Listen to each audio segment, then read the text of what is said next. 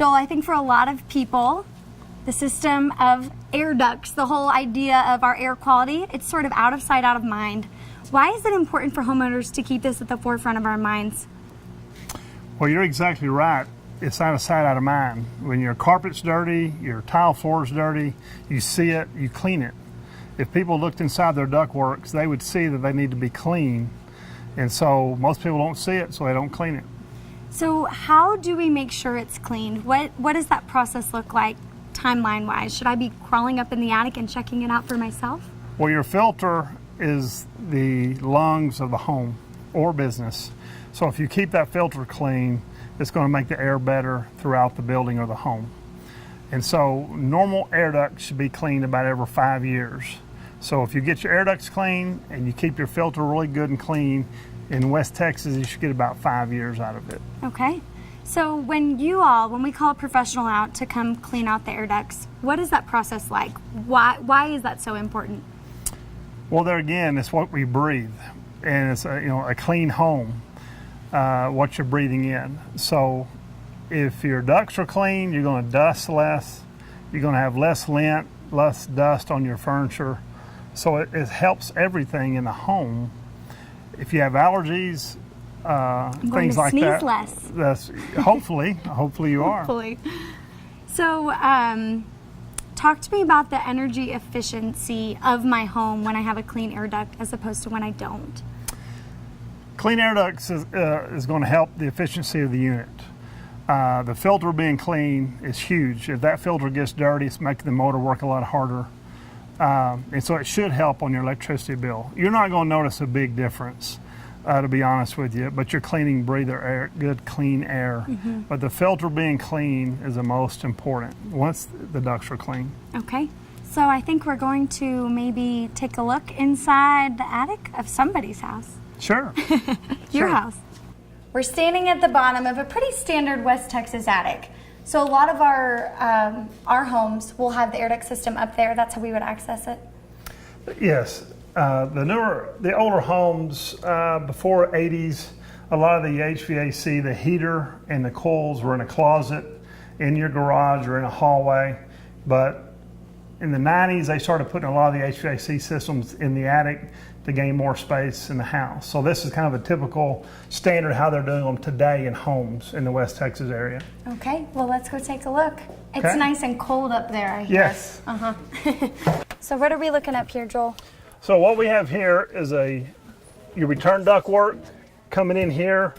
This is your filter, which is the most important aspect of the unit that you're going to keep the filter clean. There's the lungs of our house, you said. That's correct. You want to make sure the arrow is going properly to the motor. Some people put the filters in upside down. Mm-hmm. This is your blower cage, which we clean here. This comes into what we call our heat exchange.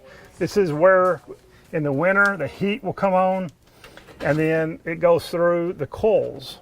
So depending on summer or winter, which one of these are working, your air is still bypassing through all of this. And then this is your supply ductwork over here.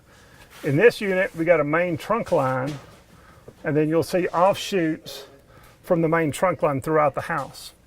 So when you have to go about the process of cleaning it, walk me through that. Well, we take these covers off, we take the filter out, and in this return, we may cut an access panel. Okay. So we can hand vacuum this return system out, and then we pull the blower motor out, we clean all of this here, come in here, clean this out, take the cover off, vacuum the coils out as best as possible, and then we run our vacuum through the supply lines.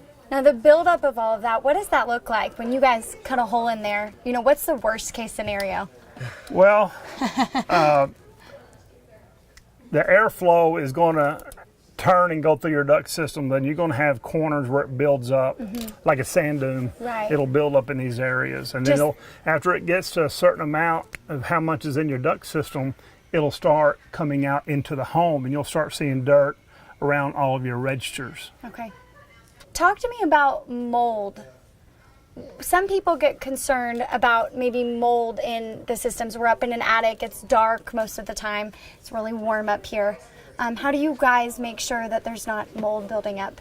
Well, once you clean your duct system, you're looking through all your duct system. To have mold, you need water. And to get water, your condensation line, which is the condensation drain right here, if that line gets clogged up, you can leak. This is an overflow pan in this attic, and so that water run over, you could get mold very easily here. Okay.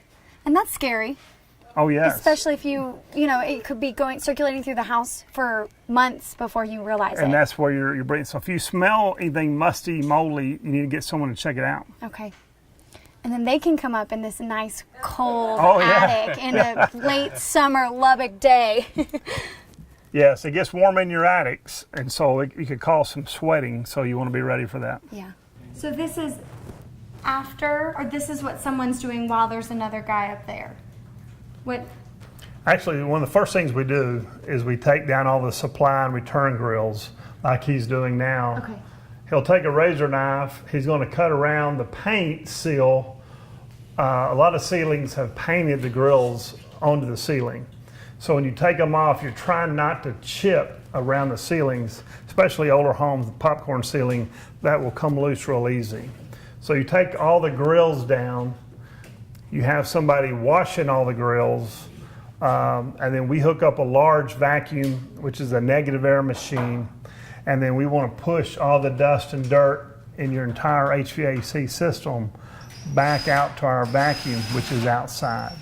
So we're trying to vacuum out the entire duct system, take it outside, so we keep a lot less dust in the home. Okay. So when we get this out, what can we sort of tell from this? I mean, normally you're looking for dust and dirt on your ceilings and your dust and dirt on your supply grills and return grills. Your return grills should be dusty. That's air going back to be clean at the filter. So I've had customers say, well, my return's really dirty. It should be. That's air going back to be clean. So don't be concerned about that. Don't be too concerned, but if you got that much dust and you got dust coming out of the supply going back to the return. Can you kind of point out a little bit about where it typically maybe collects and all that good stuff? Yeah. So as this is in the ceiling, if we are seeing dust around here. Correct. Or on the ceiling itself Okay. is most noticeable. And then once we take this off, once a professional takes it off, what are you all looking at this and looking for? Just around these areas, you'll see if you don't have a good seal, it'll actually pull air from your attic through these around the grill. Okay. So you can see this here. A lot of this could be dust from the attic coming in through this supply grill. Now let me ask you, when's the last time you had your air ducts clean? About 5 years ago. Really? Really? I get a pretty good price on Yeah, I imagine so. You know some guys. it. I know some people. Yeah. Yes. That's great. That's all.